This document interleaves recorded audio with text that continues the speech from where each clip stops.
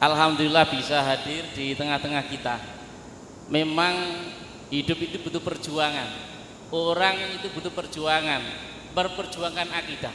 Orang yang tidak punya akidah, yang nggak memperjuangkan akidahnya, itu sama dengan orang yang makan, tidur, pipis dan sebagainya. Nggak punya tujuan hidupnya.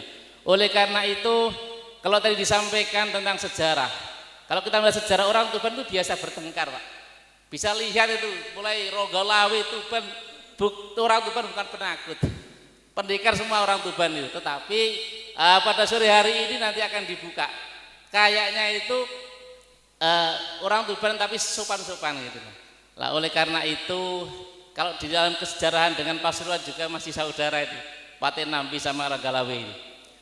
Oleh karena itu nanti biar dibongkar bagaimana semangat daripada PWI di Kabupaten Tuban, nanti akan disampaikan oleh panjenenganipun Bapak Kiai Haji Imaduddin Usman Al-Bantani. Kemudian nanti juga ada sesi jawab, tanya jawab, sehingga kegiatan sore pada hari ini bisa maksimal. Jenengan seluruhnya bisa menyampaikan apa yang menjadi unek-uneknya begitu. Oleh karena itu langsung saja kita persilakan kepada beliaunya Bapak Kiai Haji Imaduddin Usman Al-Bantani yang sore hari ini sudah ada di depan kita. Tafadhol masykur.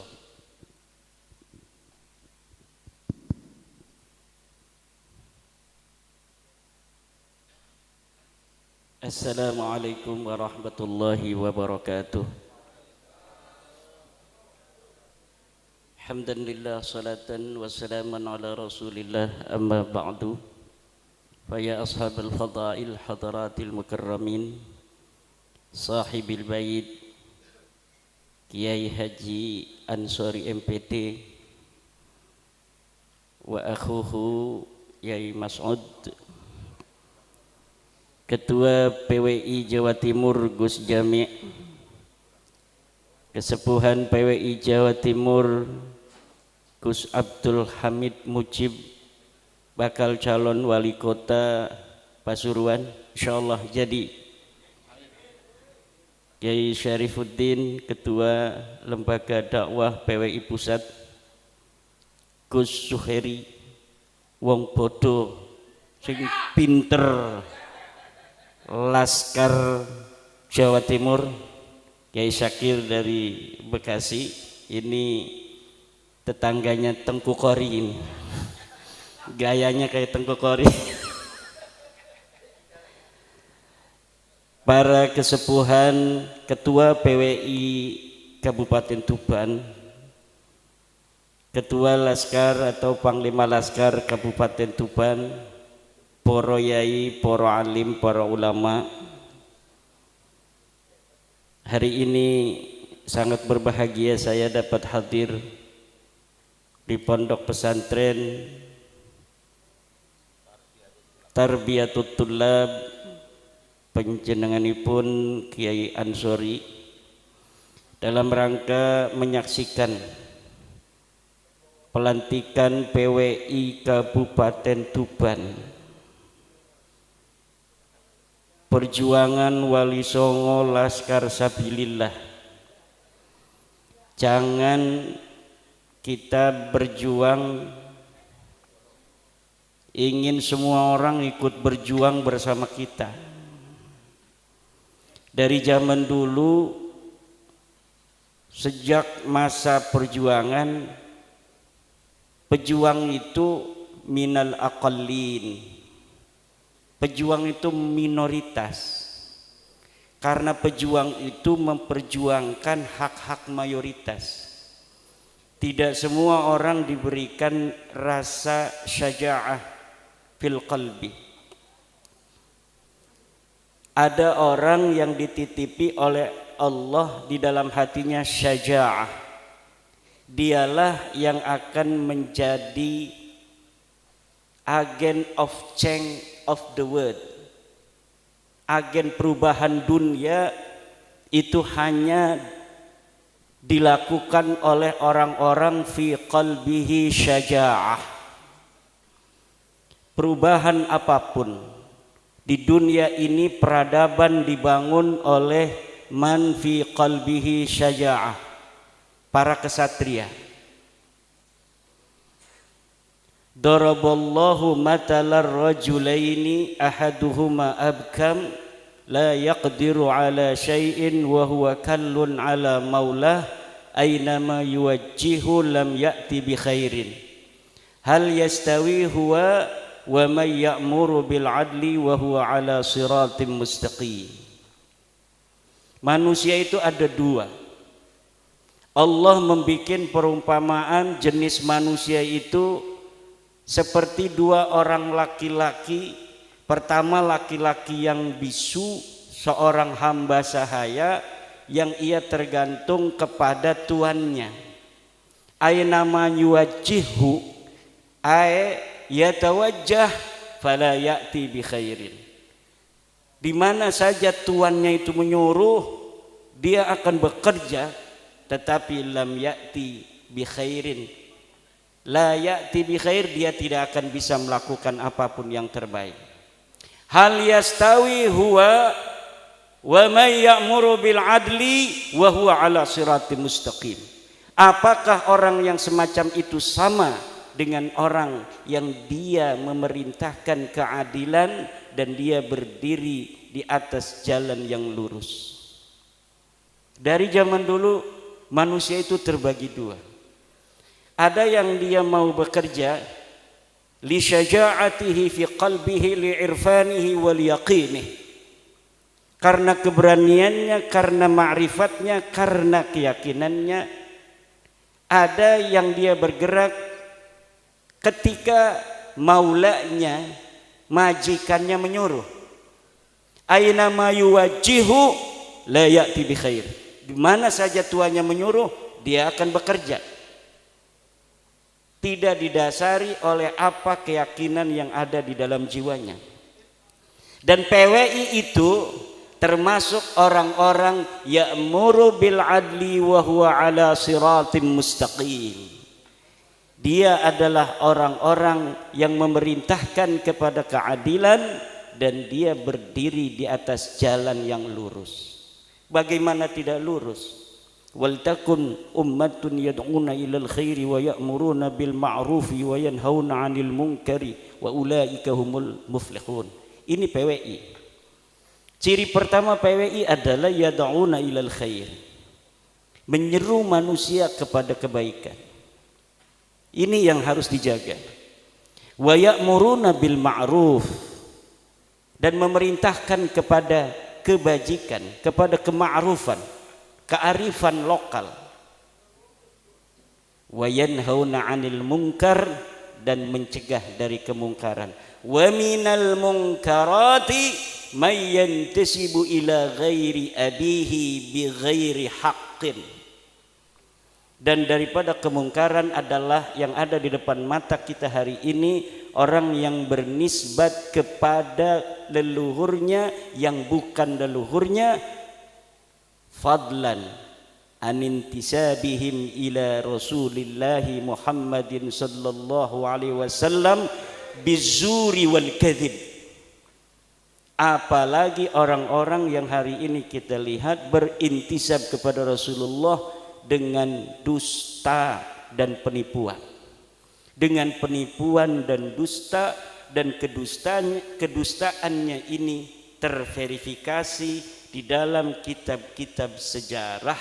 Kedustaannya ini terverifikasi di dalam kitab-kitab nasab. Namun mereka tidak mau. Mereka tidak mau menerima kenyataan bahwa mereka bukan cucu Nabi. Masa iya kita lahir sebagai cucu Nabi kok mau mati jadi mantan cucu Nabi? Di sini ada rasa gimana gitu. Masa iya kita sejak kecil jadi cucu Nabi kok mau mati Gus Jami kita jadi mantan cucu Nabi? Ada seorang Habib dalam status Facebooknya yang di screenshot oleh teman dikirimkan kepada saya. Orangnya sekarang baru meninggal sebulan yang lalu. Dia ahli nasab daripada Rabita Alawiyah. Dia mengatakan bagaimanapun caranya kita akan lawan dan pertahankan nasab kita. Setelah nulis begitu dia mati. Siapa? Saya nggak ngomong nama ya. Langsung mati. Jangan macem-macem dengan Wali Songo. Jangan macem-macem. Kenapa? Karena apabila sesuatu kasyful astar telah terjadi, maka tidak ada satu kekuatan pun yang mampu untuk mencegahnya. Kalau orang berani untuk berdiri tegak ketika ada bulldozer, maka dia akan terlindas oleh bulldozer.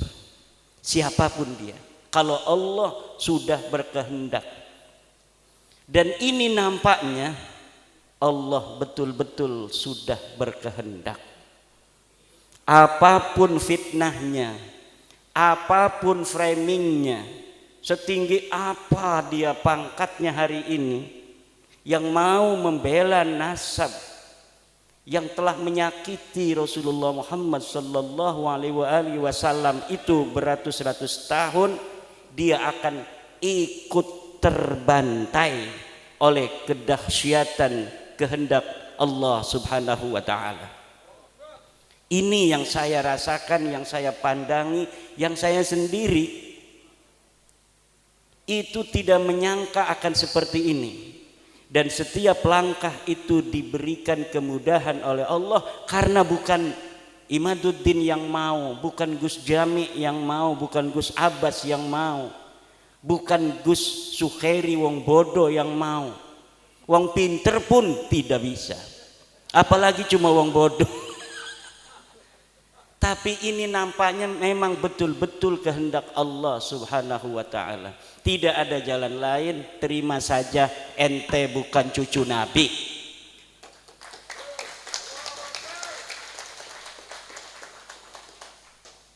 Terima saja.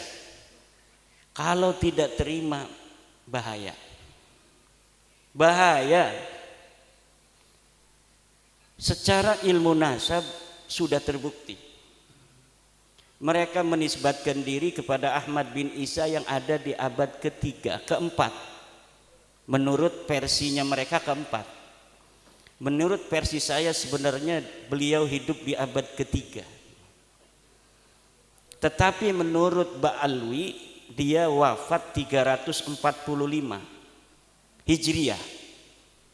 Menurut yang saya baca tahun 243 beliau sudah berumur 20 tahun ada di Madinah Al-Munawwarah. Berarti ketika wafat 345 ini orang yang bernama Sayyid Ahmad bin Isa sudah berumur 131 tahun. Dan itu walaupun mumkinat indallah tetapi nadirul wujud. Itu masuknya kepada syad mukhaliful qiyas wal isti'mal itu. Orang berumur 130 tahun kemudian dia berhijrah 317 Hijriah pada umur 100 tahunan. Ngapain dia berhijrah dari Basra umur 100 tahun? Bentar lagi mau mati. Orang-orang yang suka merantau juga kalau udah kerasa tua umur 60 tahun banyak yang pulang tuh kalau orang Banten. Orang Banten itu orang yang rantaunya rantau palsu. Dia ke Jakarta tuh sampai tua, kalau mau mati kerasa pulang dia. Nggak kuat, nggak kayak orang Padang, nggak kayak orang Wonogiri. Orang Wonogiri ada di kampung saya itu, sampai meninggal beliau di situ. Kuat, tapi orang Banten itu memang begitu. Dia ke Palembang tuh, banyaknya ke Palembang ke Jakarta. Tapi kalau udah umur 60-70 tahun dia pulang, nyari-nyari makam yang masih kosong. Pengen dimakamin di kampung. Nah ini ada orang umur 100 tahun katanya hijrah pada 317 Hijriah.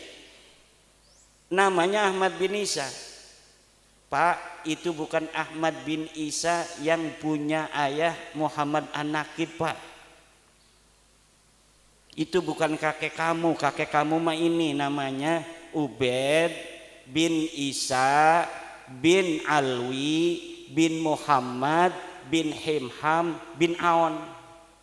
Itu kakek kamu. bukan Ahmad bin Isa yang cucunya Nabi Muhammad sallallahu alaihi wasallam. Ini kitabnya ada Tuhfatuz Zaman.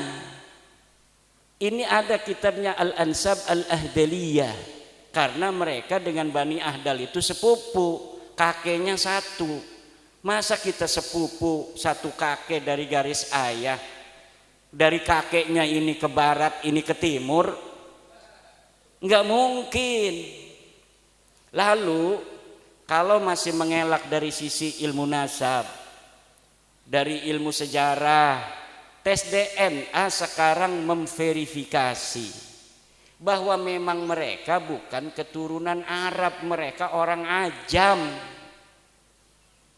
Ba'lawi ini orang Ajam. Wajahnya mirip kayak wong Arab, setitik doang mirip, gedeleng nih bener-bener baca selawat malah Arab, gedeleng deke kayak wong Arab.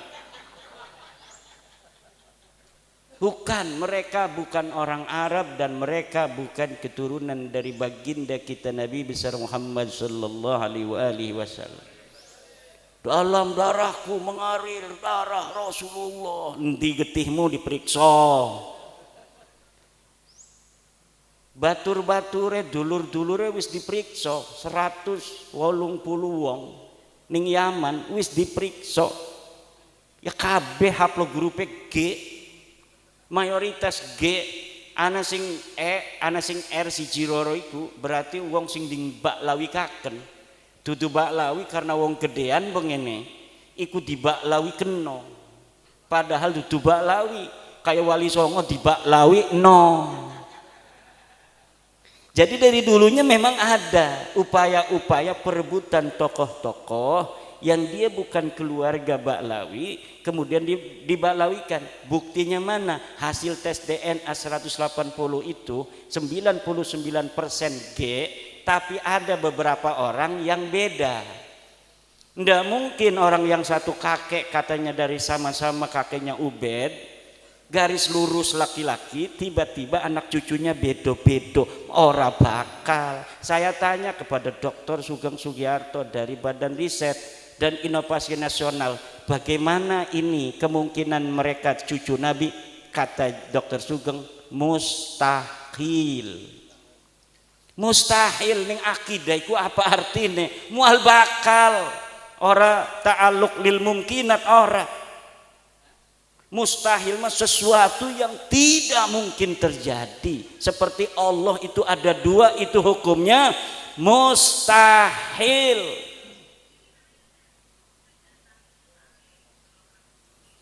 Jadi seperti hukumnya Tuhan itu ada dua, begitulah hukumnya Ba'lawi ini keturunan baginda Nabi besar Muhammad sallallahu alaihi wasallam.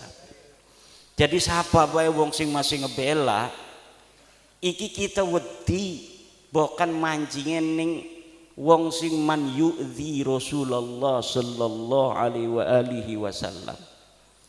Walladzina yu'dzuna Rasulullah lahum adzabun alim.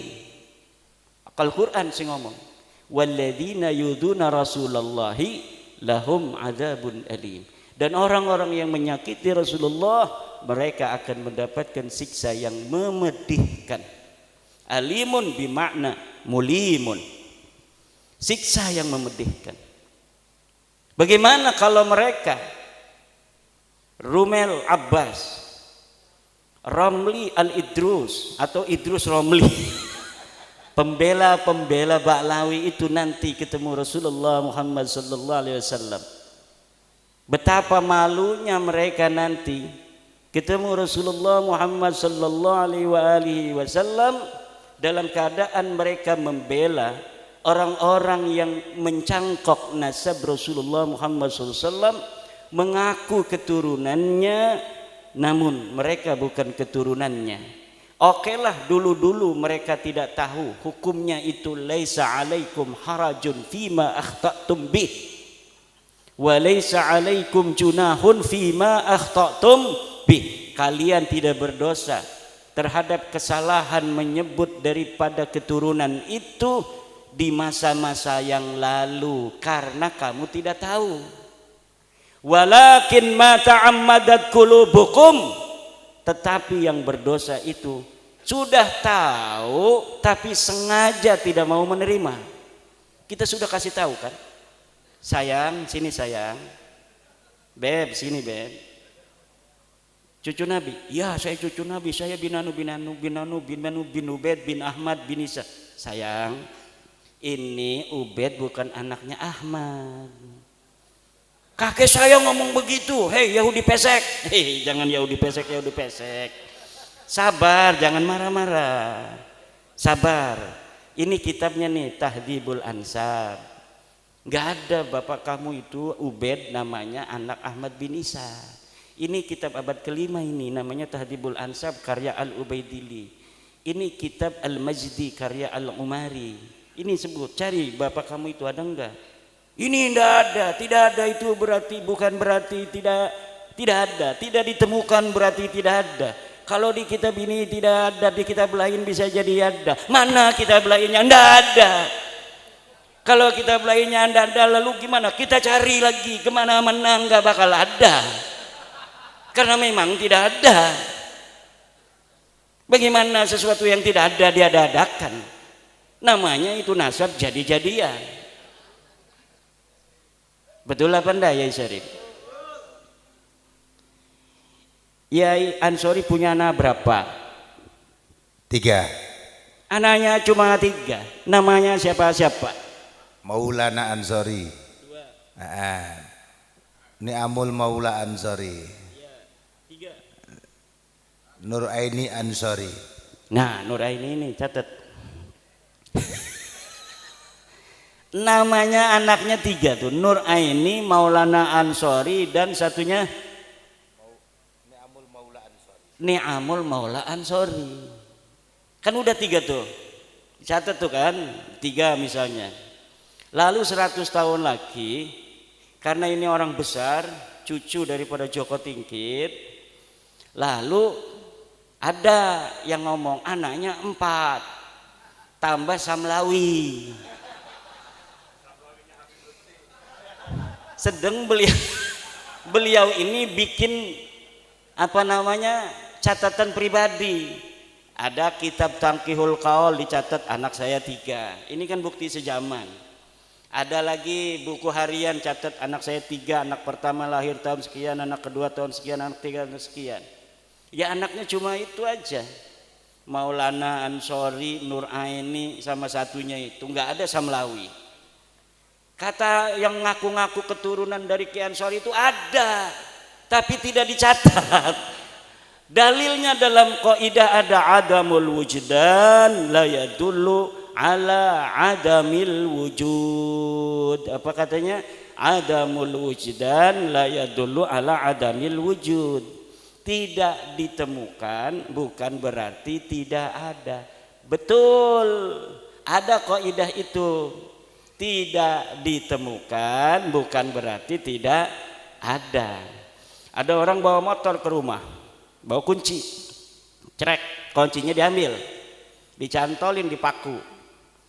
Dia lupa paku yang mana, apa di kamar ini. Oh nyari-nyari dia, istrinya mau cepet anterin saya ke pasar, nggak ada kuncinya. Kata istrinya, adamul wujdan la yadullu ala adamil wujud. Betul itu, karena ada apa? Lahu qarinah, ada qarinah. Apa qarinahnya? Dia punya motor, dan kalau dia itu naruh motor depan rumah, biasanya kuncinya dibawa ke dalam dan biasanya dicantolin. Dicari-cari nggak ketemu bukan berarti tidak ada. Ada kuncinya dalam rumah tapi belum ditemukan. Tetapi dia harus punya lahu dalilun wa hujjatun wa qarinatun. Qarinahnya apa? Adanya motor di depan rumah, motor dia. Masa iya dia punya motor nggak punya kunci? Betul apa tidak? Kemudian dia biasanya bawa kunci itu ke dalam rumah. Kemudian dia ingat naruh di paku. Itu qarinahnya banyak, hujahnya banyak, dalilnya banyak. Hanya belum ditemukan aja itu kunci. Tapi Ubed ini sebagai anaknya Ahmad itu laisa lahu qarinah, laisa lahu dalil, wa laisa lahu hujjah. Nggak boleh pakai dalil adamul wujdan la yadullu ala adamil wujud. Tetapi pakai dalilnya adalah al ilmu bi adami dalili dalilun. Mengetahui tidak adanya dalil adalah dalil bahwa memang orang itu tidak ada, atau memang minimal orang itu bukan anak Ahmad bin. Yang kedua pakai dalilnya adalah la ibrata bidzannil bayyini khata'uh, tidak direken, tidak dihitung sebuah sangkaan yang telah jelas salahnya. Guru-guru kita, yai-yai kita, mbah-mbah kita tidak pernah nanya-nanya silsilah kalau ada Habib. Ada Habib, ana Habib, turunan Nabi, Masya Allah, terima kasih Bib, barokah doain pondokane. Doa, Allahumma sholli ala sayyidina. Siapin, gak punya duit juga. Alhamdulillah. Kenapa? Husnudzon, namanya husnudzon, namanya dzon. Namanya kita terima saja, mudah-mudahan ada barokah. Kata ketum juga barokah kalau kita husnudon. Betul, orang husnudon itu barokah. Tetapi apabila sebuah dzon itu qad tabayyana khata'uhu fala sabila lahu bidalil, maka tidak boleh lagi dijadikan dalil. Kalau sudah ada dalilnya nggak bisa. Yai Syakir misalnya orang Bekasi, tiba-tiba ada tetangganya yang meninggal ibunya, bayinya lahir di rumah sakit, dibawa ke Tuban untuk menjaga kehormatan kemuliaan anak ini. Kasihan nggak punya ibu, nggak punya ayah. Dikatakan anak siapa ini Yai Syakir? Anak saya. Husnudon semua, bisa jadi anaknya Yai Syakir benar. Maka ditanya sama orang-orang desa, itu anak siapa? Anak Yai Syakir dari Bekasi, namanya dzon. Tapi setelah 20 tahun mau dinikahkan, Yai Syakir ini juga ngegeruyeng aja dalam pikirannya, ini saya mau nikahkan atas nama saya atau bagaimana? Kalau atas nama saya enggak sah karena saya bukan walinya. Kalau misal saya sebutkan, maka nanti dia takut sedih. Tiba-tiba lah bismillah aja, mudah-mudahan Allah mengampuni saya, katanya. Mau dinikahkan aja sama Yai Syakir. Tiba-tiba datang Yai Ansori, namanya Yai Ansori, rambut gondrong. Nanti dulu.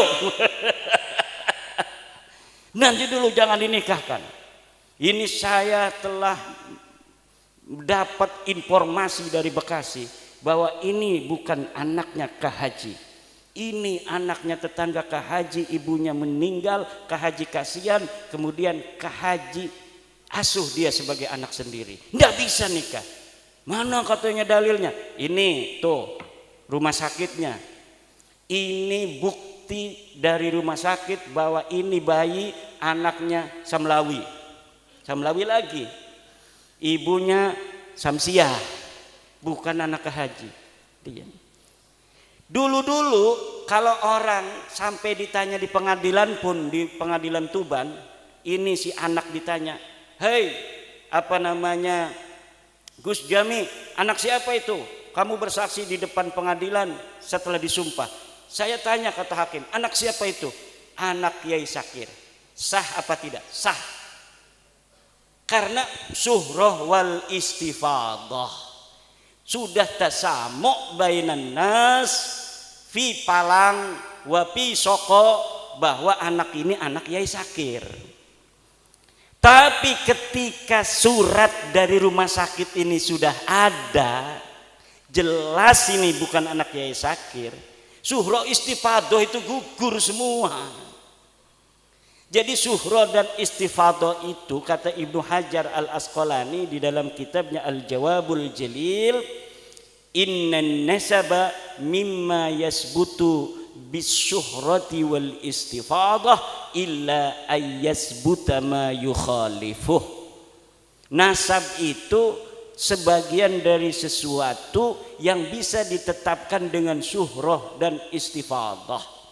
Syuhra istifadah itu kesaksian tanpa melihat, cukup mendengar dari orang-orang saja.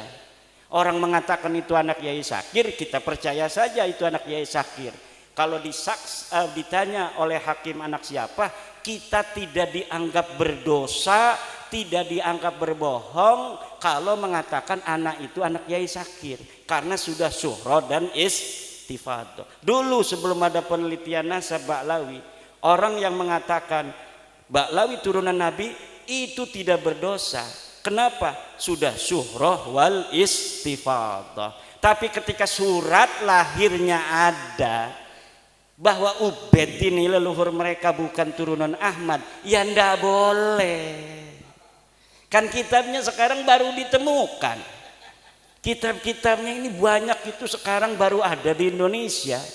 Dulu Mbah Hasyim Asy'ari itu nggak mau baca-baca genap nasab-nasab ngatosin ati.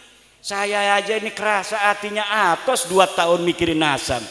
Biasanya bacanya hikam, baca Quran baru setengah ayat udah menangis, sekarang 10 ayat baru terasa. Kenapa? Atos baca kitab nasab nasab dewek dudu. Tapi kewajiban la yajuzu lil alimi kitmanu ilmihi fi hadzal bab. Tidak boleh bagi orang alim untuk menyembunyikan, haram hukumnya. Kalau misalnya Yai Ansori tadi tahu si perempuan itu bukan anaknya Yai Syakir, mau dikawinkan saja oleh Yai Syakir, hukumnya haram. Karena nanti akan berzina seumur-umur, itu kehitungnya.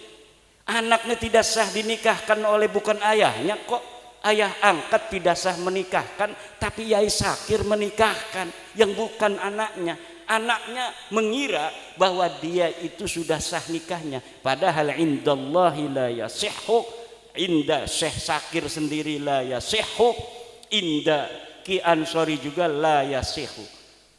Lah ini, nah kita sekarang kasihan sama mereka.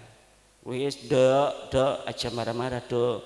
Sira dudu putune Nabi, wong liyan bisa dudu putune Nabi dadi bupati. Ki Abdul Hamid Mujib nyalon wali kota, orang ngandel nasab. Jokowi raja kita, raja besar. Ini raja besar Jokowi, jangan macam-macam. Raja besar mengalahkan Raden Wijaya, apalagi Patih Nambi. Apa yang Tuban? Ranggalawe. Itu masih leluhur saya itu. Saya masih punya sila ke Ronggolawe, Lembu Peteng, wis macam-macam amat, Kebo Anabrang segala macam. Itu ada. Orang-orang dulu itu rajin mencatat silsilah. Ada juga yang tidak sama sekali mau. Kebetulan ada orang yang rajin nyatet dari ponak-ponakan sepupu-sepupu. Ya akhirnya kita tahu bahwa ada gerobokan di Joko Tarub segala. Saya ini masih turunan bidadari Pak, Nawang Wulan. Joko Tarub kan ada di gerobokan tuh. Lah itu tidaklah ada artinya sebuah dzon apabila sudah ada bukti. Tidak bisa. Ada lagi yang bilang jangan fitnah Ubaidillah, Imam Al-Ubaidillah. Imam apa? Orang nggak ada namanya di dalam sejarah. Mujtahid mutlak. Mujtahid mutlak itu kan sebangsanya Imam Syafi'i. Yang semasa dengan Ubaidillah itu banyak ulama-ulama disebutkan di dalam kitab. Kitab-kitab di Yaman tuh banyak yang dikarang dari abad ke-4, ke-5, ke-6, ke-7, ke-8, ke-9. Katanya di Hadramaut tidak ada kitab yang dikarang karena lagi perang. Nggak sempet yang namanya itu nulis-nulis nasab. Ada Mbak Yai, ada. Ini kitabnya nih. Ini kitab Yaman, namanya kitab Tabaqat Fuqaha il Yaman, abad ke-5, karangan Ibnu Samrah. Ini kitab Asy-Syajarah Al-Mubarakah, menerangkan tentang Ahmad bin Isa. Anaknya 3 tuh, Muhammad, Ali, Husain. Tidak ada namanya Ubaid. wa yu'abbiru bil jumlatil ismiyati hada 'indan nasabin yadullu 'alal hasri. Iftah kitab Syekh Mahdi Rajai Al-Muqibun qala fi Al-Muqibun idza 'abbara an-nasabuna bil jumlatil ismiyati hada yadullu 'alal hasri. Kalau seorang ahli nasab di dalam kitabnya menggunakan jumlatun ismiyah fa'aqibuhu min salasati banin, itu kan jumlatun ismiyatun, itu ada hada yadullu alal asri bimana anna auladahu munhasiratun fi salasati baninin la ghairu, tidak ada yang lain. Tidak bisa dalam nahu jumlah ismiyah itu tidak bermakna hasr ya, itu dalam nahu, tetapi likulli fannin mustalahatun, likulli fannin mustalahatun, setiap fan ada mustalahnya, setiap fan ada istilahnya. Katanya tidak konsisten ini di dalam kitab As-Sajarah Mubarakah, di dalam kitab sebelumnya anaknya 4, tapi dalam Sujalah Mubarakah ini menggunakan 3. Kitab abad keberapa itu yang anaknya 4? Itu menggunakan jumlah ismiyah anaknya 4, katanya kitab abad ke-5. Tapi kenapa di kitab abad ke-6 anaknya 3? Saya bisa jawab itu. Pada saat itu anaknya 4, tetapi ahli nasab itu punya kaidah yang ditulis itu hanya yang berketurunan. Di abad ke-6 itu yang tersisa dari keturunan orang-orang itu ada 3. Yang tidak berketurunan itu tidak ditulis. Kenapa? Karena adanya kitab nasab ini untuk menjalin silaturahmi orang yang masih hidup. Orang yang sudah ingkirat tidak punya keturunan, yang buat apa ditulis-tulis lagi? Maka kitab nasab kadang-kadang yang lebih tua itu anaknya lebih sedikit. Kalau kitab yang lebih kesana lagi, lebih muda, berarti yang lebih muda itu anaknya lebih sedikit, yang lebih tua lebih banyak. Kenapa? Di abad yang lebih muda, yang abad 9, abad 10, itu bisa jadi keturunannya sudah ingkirat. Yang sudah ingkirat itu tidak lagi ditulis, karena di dalam kitab nasab itu pakainya istilahnya itu fa'aqoba, maka dia berketurunan. Jarang sekali hanya menulis anak, tapi yang menulis itu siapa yang berketurunan. Karena tujuan ilmu nasab itu lisilatil arham wattaqullaha wal arham. Jadi ilmu nasab itu lisilatil arham. Kayak saya mengetahui jalur-jalur silsilah, ketemu dengan Gus Jami, alhamdulillah kita nyambung di Nabi Adam. Alhamdulillah, berarti masih ada satu darah. Ini darah kita ini Pak, di dalam darah kita ini ada darah sampai Nabi Adam alaihi salam. Nih kalau kita misalnya tes DNA-nya dengan 10 sepupu kita ada 10, cek. Misalnya satu kakek, cucunya ada 10, di tes DNA itu generasi kedua mentok di situ sama semua kakeknya tuh. Kalau misalnya generasi yang tes DNA itu generasi yang kelima semua, itu nanti di atas kelima nyatu semua.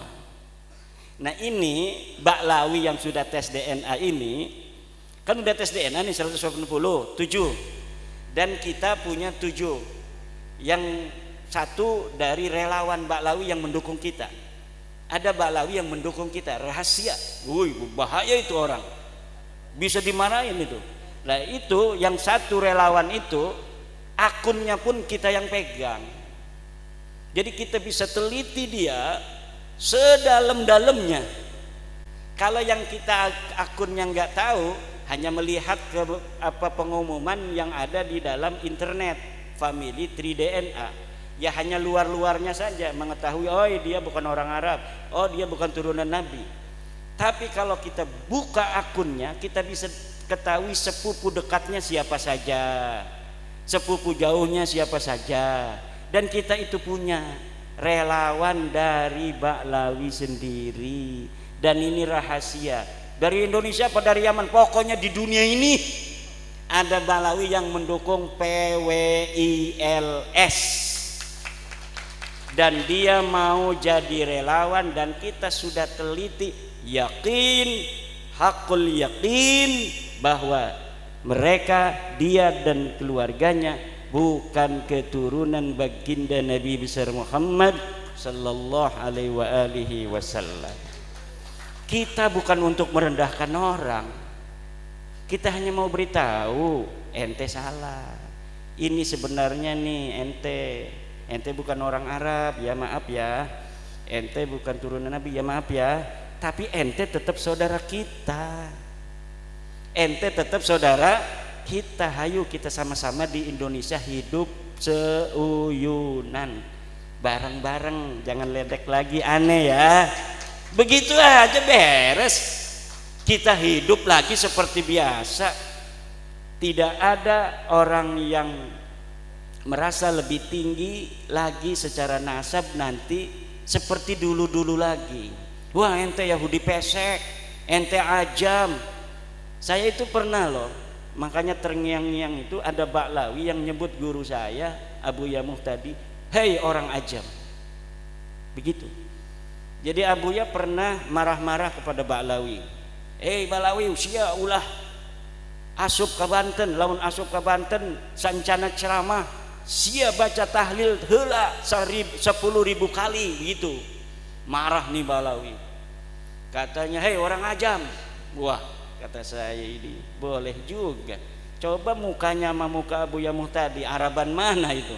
Jenggotnya aja kayak si Abdul Qadir Jailani. Abu Yamuh tadi. Itu satu. Itu udah lama, 2018 atau 2019-an. Tapi belum menggerakkan saya untuk meneliti. Ketika ada seorang yang sombong, begitu sombong nyuruh orang adzan di pengadilan, ketika asyhadu anna Muhammad, berhenti, itu Muhammad kakek ente apa kakek aneh? Na'udzubillah, saya lihat videonya, apa benar sih orang begini cucunya Nabi? Saya sering membaca sejarah-sejarah para turunan Nabi, Ali Zainal Abidin, As-Sajjad itu, yang matanya penuh linangan air mata.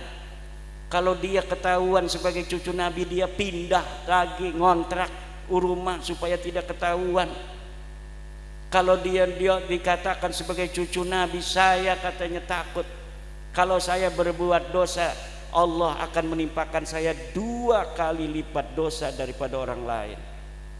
Kenapa? Karena ada dalil dari Al-Quran, istri-istri Nabi yang berbuat salah dosanya 2 kali lipat. Turunan tidak ada di Al-Qurannya, tapi cucunya Nabi itu mengkiaskan istri-istri Nabi dengan cucu Nabi Muhammad sallallahu alaihi wasallam dalam dosa, bahwa dosanya bisa jadi kita juga 2 kali lipat karena ada nisbah kepada Rasulullah Muhammad sallallahu alaihi wasallam. Itu saja. Ada yang ngatain lagi tesis iblis. Wih, tesis iblis. Orangnya orang Sunda, orang Bandung, pakainya udang-udang, pengen dipanggilnya Abuya. Kan kalau Abuya di Banten Soma Saumad Dahri, dhahara zuhduhu wa dhahara wara'uhu wa qara'a al-kutub al-mu'tabarah minal fiqhi wal tafsiri wal hadis. Kita fikihnya dari mulai Fathul Mu'in, Fathul Wahab, Tuhfatul Munhaj, Nihayatul Muhtaj, Mughnil Muhtaj, beres semua. Tafsirnya dari mulai tafsir Jalalain, Ibnu Katsir, tafsir Marahlabid, tafsir Tabari yang berapa jilid itu tamat Abuya itu di Banten itu. Kitab Syaikhul Qadir Al-Jailani, Al-Ghunyah dan sebagainya yang jarang-jarang dibaca oleh kiai lain dibaca oleh Abuya. Lah ini ada Abuya mengkritik tesis, bukan ngasih dalil. Wis pokokna maulah dalil-dalilan. Wis pokokna mah eta Habib eta bid'ah nabawiyah. Eta turunan Nabi pokokna mah pokokna mah bae. Syekh Hasyim Asy'ari sering sekali tuh bawa-bawa Mbah Hasyim, padahal dia sama sekali waktu hidupnya dari mulai kecil sampai sekarang belum pernah dia ada di struktur NU, belum pernah ngurusi NU, bahkan dia berseberangan dengan NU. Kalau NU ada hajat punya calon nggak pernah ngedukung calon NU. Kok sekarang ketika bab nasab bawa-bawanya Mbah Hasyim aja, Mbah Hasyim.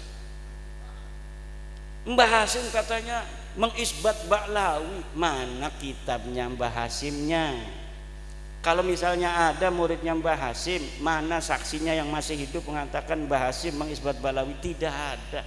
Mbah Hasyim itu kalau ada Habib dihormati, kiai mah siapa aja dihormatin, kalau datang dikasih kopi, dikasih kue, begitu. Mbah Khalil Bangkalan katanya hormat kepada Habib, ya hormat mak kiai kita mah semua orang dihormatin, tapi ada enggak Mbah Khalil mengisbat? Mbah Khalil itu sering nulis kitab loh, ada enggak kitabnya? Yang mengisbat itu Imaduddin Usman Ba'lawi, itu kitab dulu saya, Fikratun Nahdiyah, saya mengisbat Ba'lawi, jelas itu kalimatnya, wa min duriyatin nabi atau wa min ahli baitin nabi Ba'lawi, itu namanya mengisbat. Astagfirullah, ya kan itu walaisa alaikum junahun fima akhta'tum bihi, tidak berdosa saya. Makanya Hanif Alatas itu pakai dalilnya kitab saya, ngajar saya. Kalau Imaduddin sekarang itu katanya dia kemasukan apa, tapi ada ulama Banten namanya Syekh Imaduddin Usman Al-Bantani, wih lengkap itu dalam kitabnya Al-Fiqratun Nahdiyah, dia mengisbat Ba'lawi, gimana lagi? Gayanya kan hebat kalau kita kan kurang gaya, kiai-kiai kita itu ngajar Fathul Muin aja.